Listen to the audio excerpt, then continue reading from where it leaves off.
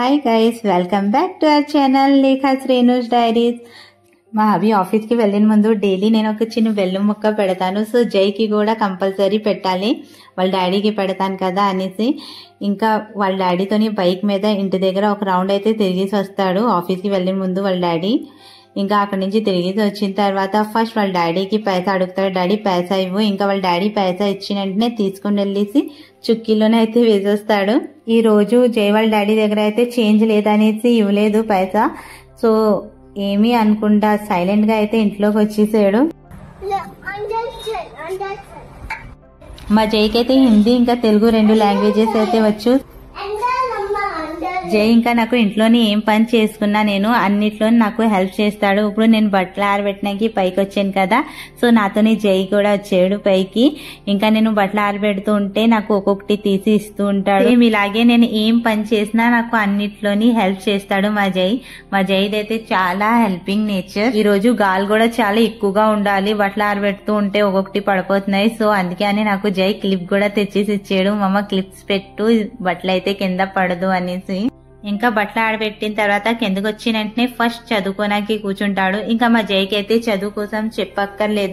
మా జైకి అయితే టైం తెలుసు, ఏ టైంకి చదువుకోవడానికి కూర్చోవాలి. డైలీ మార్నింగ్ ఇంకా ఈవినింగ్ 1 అవర్ అయితే కూర్చోబెడతాను చదివించడానికి. సో ఇంకా మా జైకి అలవాటు అయిపోయింది. ఇంకా టైం టు టైం అయితే చదువుకోవడానికి కూర్చుంటాడు మా జై. మా జైలోనున్న గుడ్ థింగ్స్ ఏంటంటే అసలు చదువుకున్నప్పుడు పేచీ పెట్టుడు, ఇంకా ఫోన్ అయితే అసలు టచ్ చేయడు. సో అదే నాకు బెస్ట్.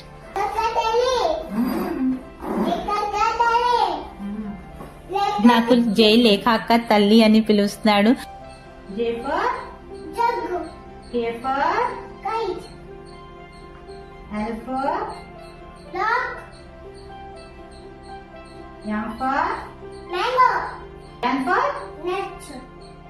నేను ఇంట్లోని ఏదైనా పనులు ఉంటే ఫాస్ట్ గా చేసుకొని నా మాక్సిమం టైం అయితే నేను మా జైతోనే స్పెండ్ చేస్తాను. మా జైకి చదివిస్తూ మా జైతోనే ఆడుకుంటూ నాకైతే ఇలా చాలా ఇష్టం. 1 2 3 4 5 6 7 8 9 10. ఇప్పుడు 11 9 10 9 9 2 11 1 2 12 9 2 10 1 3 13 1 4 14 1 5 15 1 6 16 1 7 17 1 8 18 1 9 19 2 0 20. Okay, good bye.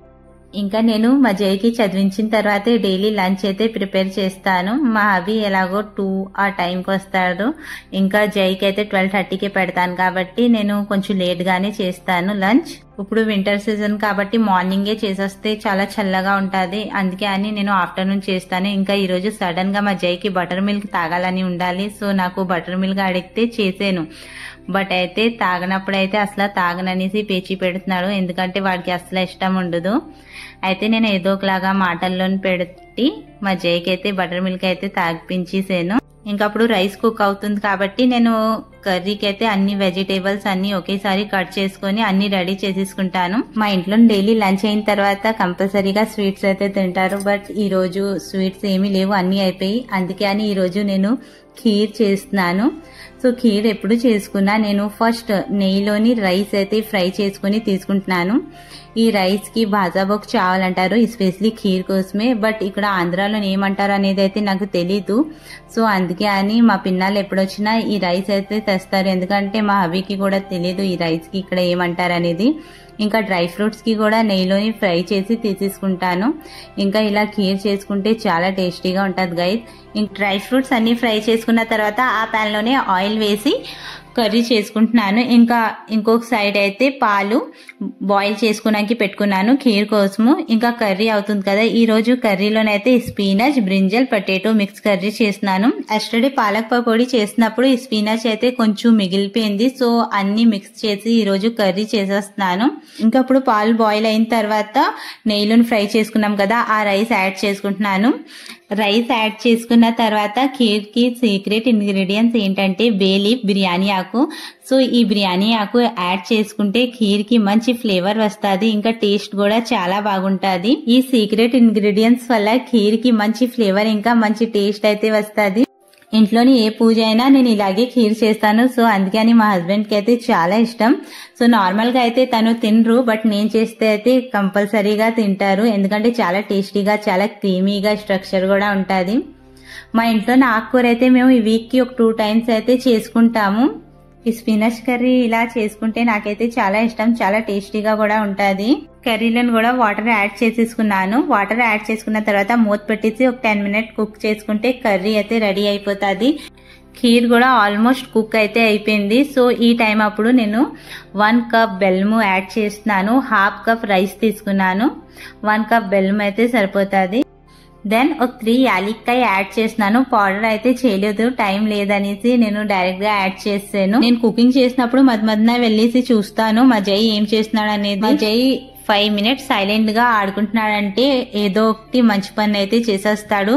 కొన్నిసార్లు అయితే నా మేకప్ కిట్స్ కూడా తెచ్చేసి అంతా వేస్ట్ చేస్తాడు. సో అందుకే అని చెక్ చేస్తూ ఉంటాను. బెల్లం వేసాం కదా, సో ఖీర్ అయితే రెడీ అయిపోయింది. లాస్ట్ టైంలోని ఇంకా నేను డ్రై ఫ్రూట్స్ కూడా యాడ్ చేసాను. ఖీర్ లోనైతే చాలా మంచి స్ట్రక్చర్ వచ్చింది, చాలా క్రీమీగా, చాలా యమ్మీగా కూడా ఉంది. ఇంకా కర్రీ కూడా రెడీ అయిపోయింది. సో కుకింగ్ అయిన వెంటనే నేను ఫస్ట్ ఫుడ్ తీసుకుని వెళ్ళేసి బయట బర్డ్స్ కి పెడతాను. సో మా అత్త ఉన్నప్పుడు తను కూడా ఇలాగే పెట్టింది. సో తనకి చూసే నేను నేర్చుకున్నాను. సో నేను కూడా ఇంకా ఇప్పుడు డైలీ కుకింగ్ అయిన వెంటనే ఫస్ట్ తీసుకుని వెళ్ళేసి బయట బర్డ్స్ కి పెట్టేస్తాను. ఈ రోజు 12:30 అబోవ్ అయిపోయింది టైం. సో ఇంకా జైకి లంచ్ టైం అయిపోయింది అనేసి ఇంకా నేను జైకి కూడా లంచ్ పెట్టేస్తున్నాను.